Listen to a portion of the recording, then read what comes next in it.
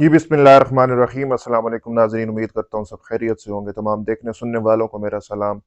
मैं फलक शेर हूँ, आप देख रहे हैं तबसरा हर रोज़। नाज़रीन, आज हम इस्लाम की साइकोलॉजी के ऊपर थोड़ा सा तबसरा करेंगे और मैं आपको हज़रत उमर का वो वाक़या बयान करूँगा कि जो हमसे अमूमन छुपाया जाता है, कि हज़रत उमर के ईमान लाने का जो असल वाक़या है, चूँकि वो कुछ वजूहात बयान की जाती हैं कि ये पाकिस्तानी साइकोलॉजी में ये वाक़या फिट नहीं होता, तो उसको छुपाया जाता है मुसलमानों से।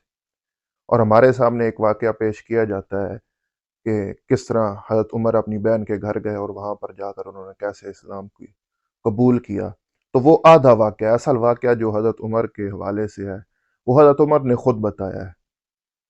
और उस वाक़ये के मुताबिक हज़रत उमर आम रूटीन की तरह अपने घर से निकलते हैं शराब पीने के लिए। हज़रत उमर खुद बयान करते हैं कि वो कबूल इस्लाम से पहले इतनी शराब पीती थे कि शायद अरब पूरे में उन जितनी कोई शराब नहीं पीता था।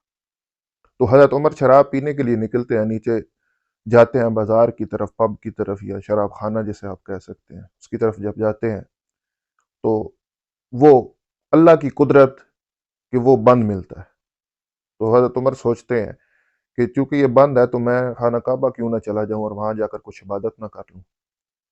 अभी हज़रत उमर मुसलमान नहीं है और हज़रत उमर क्योंकि वहां पर बुत रखे हुए थे, हर किसी ने अपना अपना, तो वो वहां पर इबादत के लिए चले गए। अब याद रखिएगा कि हज़रत उमर नशे में नहीं है, अपने पूरे होश व हवास में है। चूंकि शराब खाना बंद है तो उन्होंने शराब नहीं पी हुई। तो वो जाते हैं खाना काबा की तरफ, तो वहां पर वो जाकर देखते हैं कि एक शख्स खाना काबा के सामने इबादत कर रहा है और वो कोशिश करते हैं उसको देखने की और कि ये बंदा कौन है, पहचानने की कोशिश करते हैं, लेकिन दूर से कुछ समझ नहीं उनको आती और वो आगे चल पड़ते हैं और देखते जाते हैं कि ये बंदा है कौन। और जब वो थोड़ा नज़दीक जाते हैं तो वो देखते हैं कि ये तो मोहम्मद रसूलुल्लाह है। तो वो कहते हैं ये मैं सुनूं तो सही कि ये क्यों लोग इनके इतने फ़रेफ़्त हैं और क्यों इनके ऊपर इतने फ़िदा हो जाते हैं कि ये क्या ऐसा पढ़ते हैं, ये क्या इनका ऐसा एक ऐसी इबादत है, मैं देखूँ तो सही, सुनूँ तो सही कि ये क्या कर रहे हैं। तो वो नज़दीक जाते हैं जब, तो वो खाना काबा का जो ग़िलाफ़ था ना, उसके अंदर वो अपने आप को उसके अंदर दाखिल होते हैं और छुपा लेते हैं और ना वो घूम कर ना उसी ग़िलाफ़ के अंदर से छुप कर आप सल्लम के सामने आ जाते हैं और फिर वो ना गौर से सुनना शुरू कर देते हैं। तो लिखते हैं मौदूदी साहब इस वाक़ये के बारे में, वो लिखते हैं कि उस वक़्त आप सल्लम सूरत हाक़्क़ा की तिलावत फरमा रहे थे और वो उस वक़्त नाज़िल हो रही थी सूरत।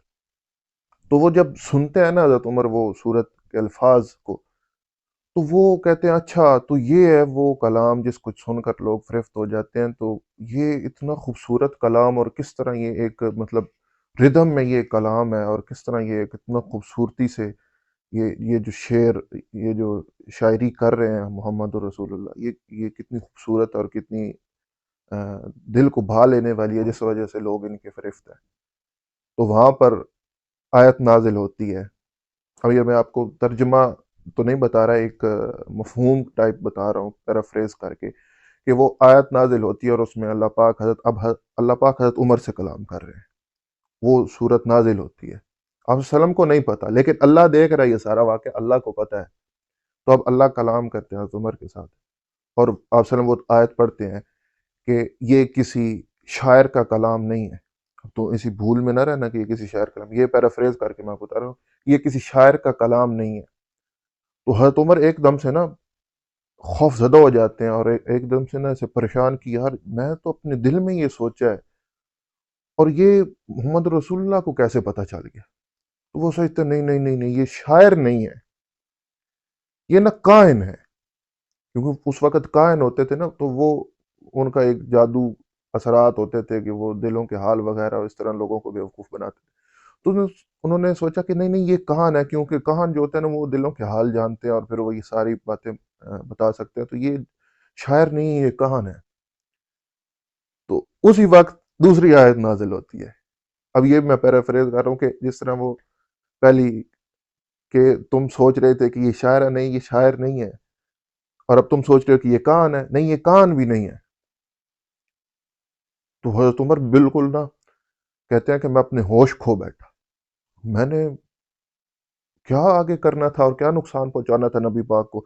میں وہاں سے فوراً جو ہے نا وہ اسی طرح واپس سرکتا ہوا اسی غلاف کے اندر سے گیا اور واپس جا کر دوسری طرف سے نکل کر میں نے دوڑ لگا دی. یہ ہے حضرت عمر کے اسلام لانے کا جو اصل واقعہ ہے. اس وقت ان کی جو نفسیات تھی اس کے اوپر کس طرح اثر کیا قرآن پاک نے، اور انہوں نے وہ اسلام کی طرف مائل ہوئے. اور اس کے بعد پھر اگلا جو آدھا واقعہ ہے کہ کس طرح وہ اپنی بہن کے گھر گئے اور کس طرح وہاں پر جا کر انہوں نے اپنی بہن کو دیکھا قرآن پڑھتے ہوئے سنا، اور وہ سارا جو قصہ جو ہماری دوسری تیسری کی کتاب میں ہی چوتھی کتاب میں ہی آ جاتا ہے واقعہ. تو وہ اس طرح پھر حضرت عمر اسلام میں آئے. تو اب یہ نفسیات کو آپ سمجھیں کہ یہ عرب کی نفسیات، اب یہ عرب کسرا کے لوگ کس طرح اپنے واقعات کو کھل کر بتاتے ہیں. اب حضرت عمر اپنے واقعات خود بتا رہے ہیں، اپنے خود یہ واقعہ بتا رہے ہیں کہ میں کیسے شراب پیتا تھا اور پھر کیسے یہ واقعہ میرے ساتھ پیش آیا، میں کیسے اسلام میں آ گیا. لیکن یہاں کا مولوی یہ کہے گا نو نو نو نو، یہ واقعہ نہ بیان کرنا، یہ بات نہ کرنا. یہ واقعہ بیان کرو گے تو لوگ تو شراب پہ تل جائیں گے، شراب پینا شروع کر دیں گے. کہ حضرت عمر تو پیتے تھے نا. اور ہم نفسیات کو ہی نہیں سمجھ سکے دین کی، ہم نے قرآن کی نفسیات کو ہی نہیں سمجھا. ہمارے پاس ایک پاکستان کی، ہم جو یہ شودر کنورٹڈ مسلمان ہیں نا، ہمارے پاس اسلام کی نفسیات ہی نہیں پہنچ سکی. ہمارے اس پاکستانی نظام نفسیات کے اندر ہم ایک صحابی کو فٹ نہیں کر سکے. ہمارے علماء، ہمارے واعظین آج بھی شیعہ سنی، کافر، مشرک اور یہ جنگیں لڑ رہے ہیں. آج بھی لٹرلی 2024 میں بھی 1400 سال سے زیادہ عرصہ گزر گیا دین کو آئے ہوئے، اور آج بھی پاکستان کے علماء جو ہیں وہ ان چیزوں میں زیادہ مصروف ہیں. شیعہ تو وہ اپنی دلیلیں دے رہے ہیں کہ کس طرح حضرت ابوبکر نہیں تھے خلافت کے حقدار، حضرت علی تھے. سنی ہے تو وہ کس طرح مختلف صحابہ کو پیش کر رہے ہیں اور ان کے دفاع میں لگے ہوئے ہیں. ٹھیک ہے وہ ایک الگ بحث ہے، لیکن ہم قرآن کی نفسیات تک نہیں پہنچ سکے آج تک. یہی تو مسئلہ ہے نا. اب صحابہ اکرام کو ایک مشن ملا، کس طرح نبی پاک نے وہ جو عرب کی نفسیات تھی اس کے اندر یہ سارے معاملات کیے اور صحابہ کو اپنے ساتھ ملا اور ایک مشن صحابہ کو دیا، اور انہوں نے دیکھتے ہی دیکھتے پوری دنیا فتح کر لی. اور ہم اپنا حال دیکھ لیں، یہ جو ہم ہندوستان پاکستان کے مسلمان جو ہم یہ ایشیا میں ادھر بیٹھے ہوئے ہیں، ہماری حالت کیا ہے. ہم نے کیا کیا، یہ ریسنٹلی اٹھا کر دیکھ لیں. ایک بندہ آیا تھا، اس نے کچھ رولا رپا ڈالا ہے ملک کے اندر کہ ظلم کے خلاف اٹھو، 4 دن اٹھے ہیں، پھر اس کو جیل میں ڈال دیا، پھر سارا کا معاملہ ٹھپ ختم ہوگی ساری کہانی. تو ہم تو ظلم کے خلاف بول بھی نہیں سکتے، آواز نہیں اٹھا سکتے. تو ہم دین کی نفسیات تک نہیں پہنچے ہوئے.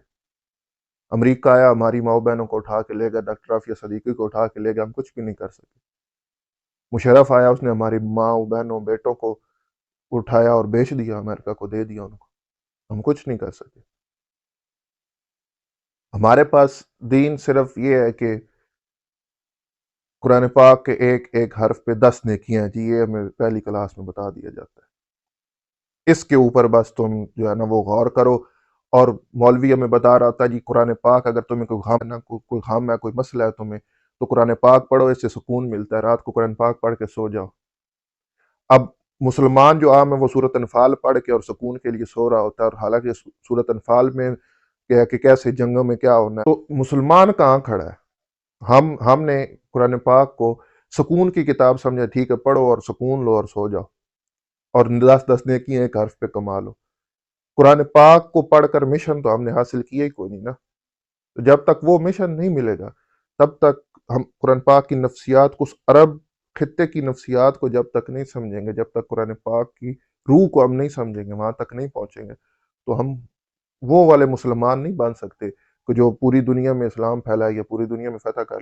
آج کیا حالت ہے ہماری، ہم یہاں بیٹھے ہوئے پاکستان میں، یہاں پر فلسطین کے موضوع پہ بات کرنے پر پابندی لگی پڑی ہے. فلسطین میں ہمارے مسلمان بہن بھائی بچے جو ہیں وہ شہید ہو رہے ہیں، مر رہے ہیں، ہم ان کے اوپر بات بھی نہیں کر سکتے. وہاں تک پہنچنا تو دور کی بات ہے. امت کی کتنے ممالک ہیں، کتنے مسلم ممالک ہیں. پاکستان جوہری طاقت ہے، اس کے علاوہ کتنے عرب ممالک ہیں، کتنے مسلمان ممالک ہیں، کچھ بھی نہیں کر پا رہے، بندھے ہوئے ہیں. کیونکہ ہم اصل جو روح تھی قرآن پاک کی، جو اصل حقیقت تھی، اس سے ہی ہٹ چکے ہیں۔ ہم نے اس قرآن پاک کو صرف رکھ لیا ہے تسبیحات کے لیے، اس طرح تو پھر اللہ کے نام ہی 99 نام ہیں، ان کی تسبیحات شروع کر، اور یہی ملا بھی یہی ہے، بے نظیر سے لے کر عمران خان تک ہر ایک بندے کے ہاتھ میں تسبیح ہے۔ ہم نے دین کو ایز اے اسم سمجھا ہے، فعل نہیں اس کو سمجھا، بس اسم ہے۔ وہ تسبیح پھیرتے رہو اور بس وہی اتنی تسبیح نکال دو، کلمے کی اتنی نکال دو، فلاں کی اتنی نکال دو، بس وہ فعل پر ہم نہیں گئے، ہم اسم پر رکے ہوئے ہیں۔ حالانکہ اسلام تو جو قرآن پاک میں بتاتا ہے اللہ، وہ تو فعل کا نام ہے، وہ تو پریکٹیکل کرنے کا نام ہے، اور اگر پریکٹیکل کرتے تو آج یہ حالات نہ ہوتے۔ اللہ پاک سے دعا ہے کہ اللہ پاک ہم سب کو دین اور ایمان کی صحیح سے سمجھ بوجھ عطا فرمائے اور پریکٹیکل مسلمان بننے کی توفیق عطا فرمائے۔ مجھے اجازت دیجیے، اپنا خیال رکھیے گا، چینل کو لائک شیئر سبسکرائب ضرور کریے گا۔ اللہ نے کے بعد